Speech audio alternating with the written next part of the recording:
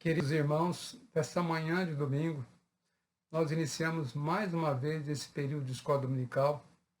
Nessa manhã nós vamos continuar estudando nesse trimestre a nossa 12ª lição. O tema hoje é evangelização e discipulado. O texto que vamos ler nessa manhã está registrado em Atos 11, 19 a 26. Então eu convido o irmão a abrir a sua Bíblia e ler comigo esse texto. É um texto pequeno, mas é baseado nesse texto que nós vamos estudar essa lição desta manhã. A palavra do Senhor diz assim: Então os que foram dispersos por causa da tribulação que sobreveio a Estevão se espalharam até a Fenícia, Chipre e Antioquia, não anunciando a ninguém a palavra senão somente aos judeus. Alguns deles, porém, que eram de Chipre e de Cirene, e que foram até Antioquia, falavam também aos gregos, anunciando-lhes o evangelho do Senhor Jesus. A mão do Senhor estava com eles, e muitos crendo se converteram ao Senhor. A notícia a respeito deles chegou aos ouvidos da igreja que estava em Jerusalém, e enviaram Barnabé até Antioquia. Tendo ele chegado, e vendo a graça de Deus, alegrou-se e exortava a todos que com firmeza de coração permanecessem no Senhor. Porque era homem bom, cheio do Espírito Santo e de fé, e muita gente se uniu ao Senhor. E partiu Barnabé para Tarso à procura de Saulo, e por um ano se reuniram naquela igreja e ensinaram numerosa multidão. E em Antioquia foram os discípulos pela primeira vez chamados cristãos.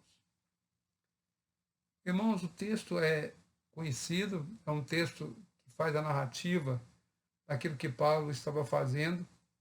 E nessa hora nós vamos abrir a palavra de Deus e ver o que Deus está fazendo na vida da igreja através de Barnabé. Um homem que está vivendo a vida cristã de forma intensa. E ele então, sabendo que Deus havia levado pessoas à conversão, a uma mudança de vida na cidade de Antioquia, ele vai até lá, orientado e dirigido pelo Senhor, mas enviado pela igreja, para dar apoio, instrução àqueles que haviam se convertido ali. Então, nessa manhã, eu queria que você abrisse o seu coração e entendesse que nós temos um tema a ser discutido, mas que a palavra do Senhor falasse aos nossos corações nessa manhã. Vamos orar. Pai amado, nessa manhã, quando chegamos mais uma vez diante da Tua palavra, pedimos instrução da Sua parte. Pedimos que o Teu Espírito Santo esteja a nos dirigir, a nos guiar, a nos mostrar a Tua vontade, que é boa, agradável e perfeita, mas também que, através da Sua palavra, desse exemplo, desse irmão, nós possamos, ó Deus, junto com eles, esses dois irmãos, possamos, animados pela palavra do Senhor, pelo exemplo deles, continuar evangelizando e discipulando a sua igreja nesses dias. Tudo isso nós te pedimos em nome de Jesus. Amém. Irmão, quando você abre a nossa revista, na página 33, o autor faz um comentário introdutório dizendo assim: um dos temas preferidos da igreja evangélica brasileira é a evangelização. Por evangelização se entende a comunicação do evangelho, a boa notícia da parte de Deus, que anuncia o perdão dos pecados e uma vida nova com fé em Cristo Jesus. Irmãos, evangelizar, e nós sabemos isso. Nós sabemos que o Senhor nos enviou para evangelizar. O Senhor nos enviou a pregar. O Senhor nos enviou a discipular. E nessa manhã eu queria que você, olhando aquilo que o autor menciona, ele fala que a igreja evangélica é uma igreja em crescimento, é uma igreja que está se expandindo ainda. Novas igrejas surgem no nosso país, porque muitos estão pregando o evangelho e muitas pessoas se convertem ao Senhor. Então, nessa manhã eu queria que, ao olharmos essa lição, o autor nos convida a ver que o Brasil seria uma nação de sucesso na evangelização. Porque você vai ver que o número de evangélicos no nosso país é muito grande e as igrejas novas surgem diariamente. por toda a extensão do nosso território nacional. Mas nós percebemos também, junto da evangelização, que muitos que são evangelizados não são discipulados. E nessa manhã eu queria que a gente trabalhasse olhando esses dois aspectos, evangelização e discipulado. Perceba que muitas vezes a igreja, leva a evangelização de uma forma muito diferente daquilo que as Escrituras nos narra, daquilo que as Escrituras nos mostra ali no início da igreja e no decorrer da plantação de igrejas nas cartas que Paulo nos escreve. Nessa manhã eu queria que você lembrasse que evangelizar não é apenas entregar um folheto, não é apenas convidar uma pessoa para ir a algum culto evangelístico, não é apenas ir e levar ele a um cada dia. A evangelização, ela só será completa quando tiver um discipulado em continuidade. Então, nessa manhã eu queria que você, olhando para aquilo que as Escrituras nos mostram aqui, através desse momento que Lucas narra, a expansão da igreja até Antioquia, e a maneira que aqueles irmãos trabalharam ali para que aquela igreja fosse uma igreja forte, viva, e desse continuidade à evangelização. Então, a primeira coisa que o autor fala é que o discipulado corrige noções distorcidas quanto à evangelização. Quando você está discipulando uma pessoa, você tem oportunidade de mostrar a ela que a evangelização é mais do que levantar a mão, é mais do que ir a um culto evangelístico, é mais do que aceitar a Jesus, como alguns afirmam. Nós queremos lembrar que as Escrituras, ela nos mostra que é Jesus aceitando pecadores, é Jesus recebendo a pecadores arrependidos. Nós não vamos ver essas coisas que estão sendo feitas na igreja brasileira como evangelização.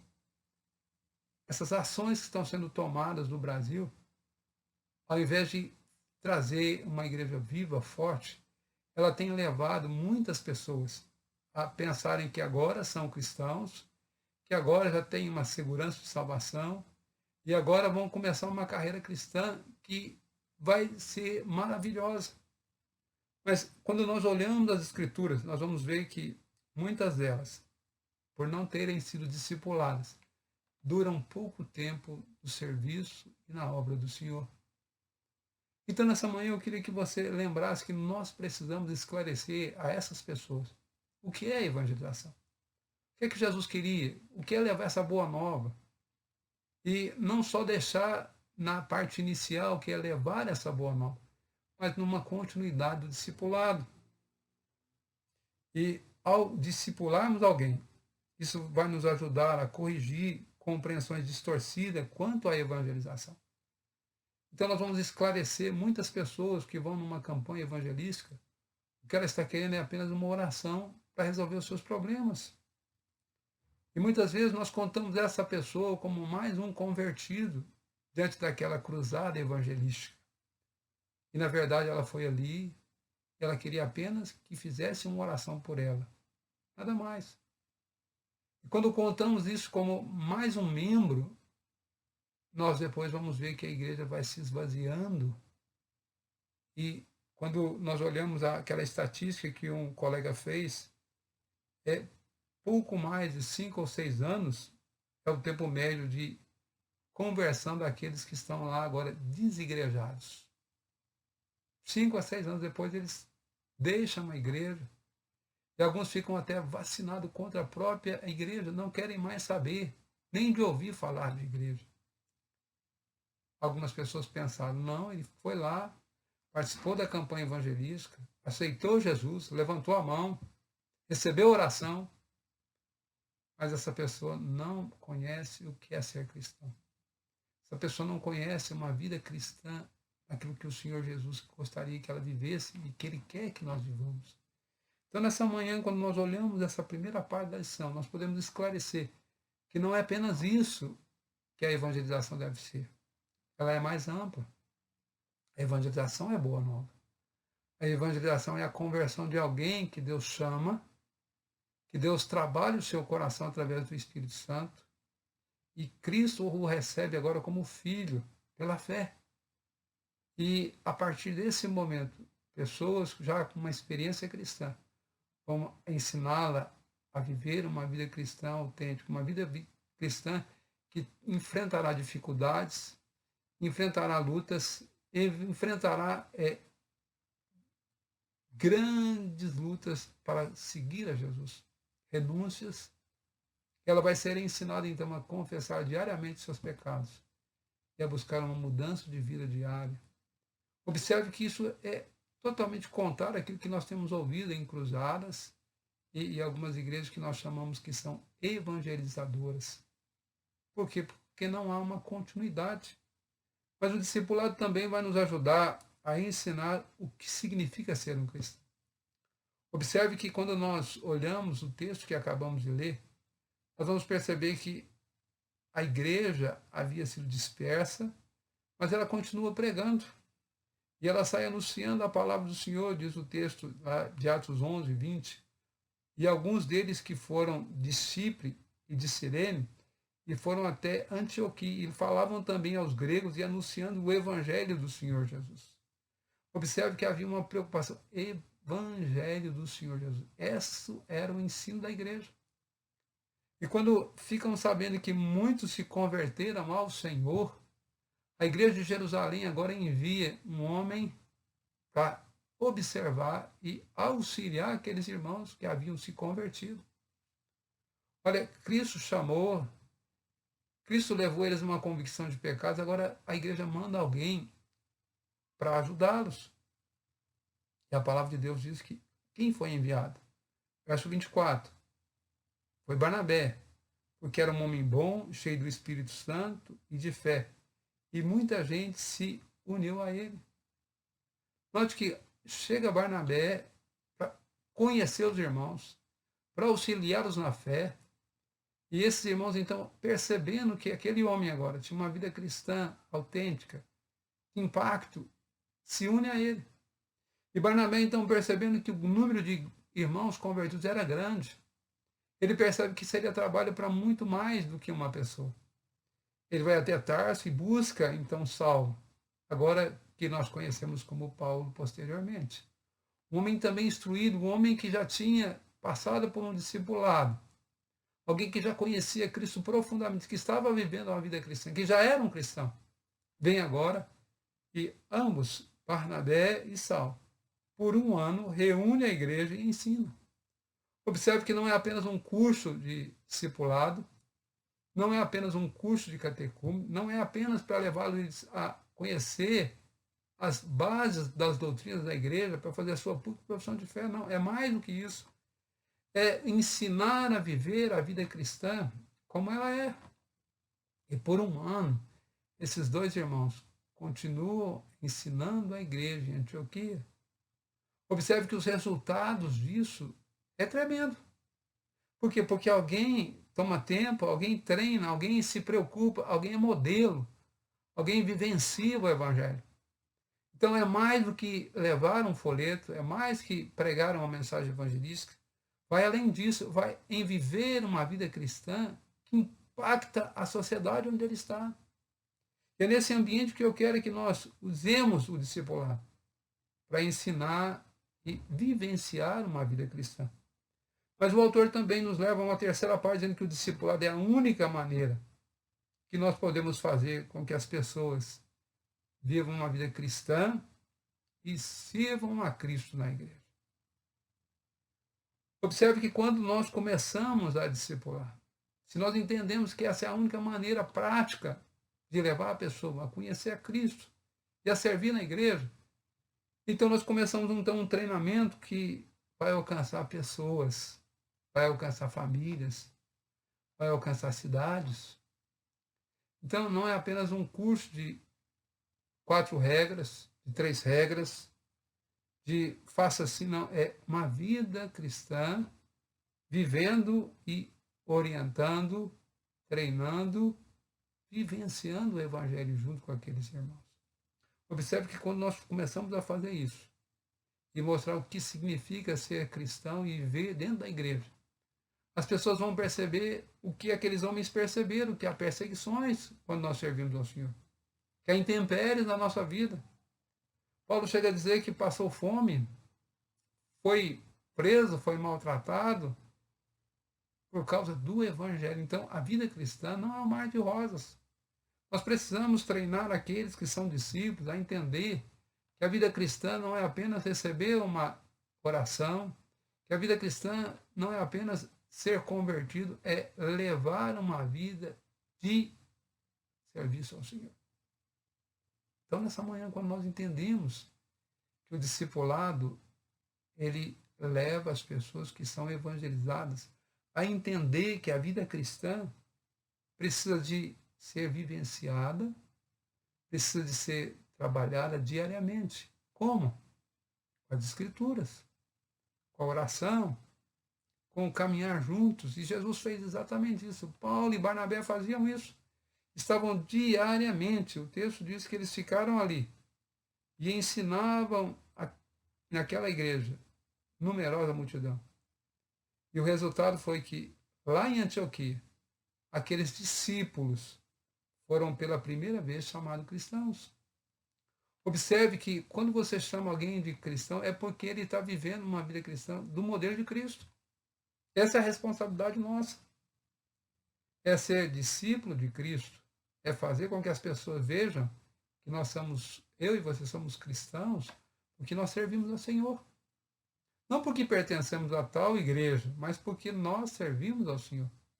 E a nossa vida é pautada pelas Escrituras. As nossas ações é pautada. Nossas atividades demonstram que nós servimos ao Senhor. Então, irmãos, é muito mais que evangelizar, é discipular. E ao fazermos isso, nós vamos corrigir, então, essas situações que são enfrentadas pela igreja brasileira. Essas dificuldades que têm levado muitas pessoas a afastarem da fé por não entenderem que a vida cristã tem seus embates, tem as suas lutas, tem as suas perseguições, tem as suas intempéries. Então, hoje de manhã, eu queria que a gente, olhando essas verdades, eu e você, pudéssemos, então, nos dispor para o discipulado. Sermos desafiados, sim, para a evangelização. Sermos dispostos, sim, ao ensino. Mas mais do que isso, né? Sermos dispostos a viver uma vida cristã de impacto. Viver uma vida que leva as pessoas, né, a ver que a igreja é mais do que uma instituição. Ela é corpo de Cristo. É através dela que a mensagem do Evangelho será transmitida àqueles que ainda não conhecem Jesus. Então, nessa manhã, espero que você, entendendo essas verdades, entendendo que a evangelização é muito mais do que apenas levar um folheto, é muito mais do que levar uma pessoa ao culto, é muito mais do que levar a ela um folheto, é um treinamento, é um discipulado, é um viver cristão. Isso tem continuidade para a vida toda. Nós não vamos treinar apenas 1 ano, 2, mas é a nossa vida ensinando as pessoas diariamente. É ensinando e aprendendo. Jesus ensinava diariamente. Jesus vivenciava o Evangelho. E eu gostaria de terminar esse momento de meditação dessa manhã, abrindo a palavra de Deus lá em Romanos, capítulo 8. Vou ler a sua Bíblia. Paulo, escrevendo aos irmãos de Roma, ele mostra uma coisa muito interessante quanto à vida cristã. Paulo, ele termina mostrando, né, no capítulo 8, o que Deus faz na vida de uma pessoa. Observe que Paulo, escrevendo aos Romanos, diz assim em Romanos 8,30, e aos que predestinou, a esses também chamou. E aos que chamou, a esses também justificou. E aos que justificou, também glorificou. Então, Paulo, ele sintetiza a vida cristã.